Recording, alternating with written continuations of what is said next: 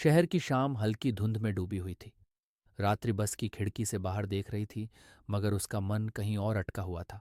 अतीत में, जहां एक नाम अब भी उसकी धड़कनों में गूंजता था। सामरेश। उनकी पहली मुलाकात कॉलेज की किताबों की प्रदर्शनी में हुई थी।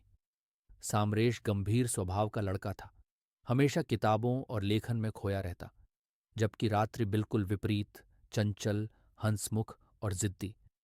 लेकिन फिर भी जैसे कोई अनदेखी डोर उन्हें बांध रही थी।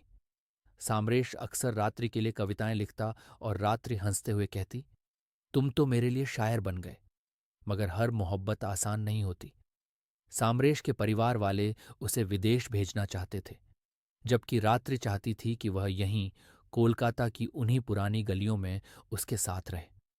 आखिरकार एक शाम सामरेश ने कहा, मुझे जाना होगा रात्रि, लेकिन मैं तुम्हें छोड़कर जाना नहीं चाहता।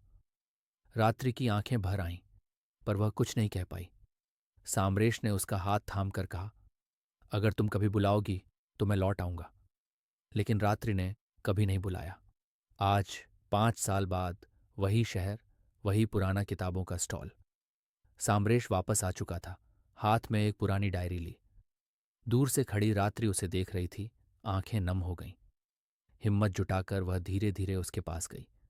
सामरेश मुस्कुराया, इतने साल बाद आई। रात्रि ने मुस्कुराकर आंसू छुपाए और कहा, तुम भी तो लौट आए। कुछ मोहब्बतें वक्त की दीवारों में कैद हो जाती हैं, मगर कभी खत्म नहीं होती। शायद आज उनकी कहानी फिर से शुरू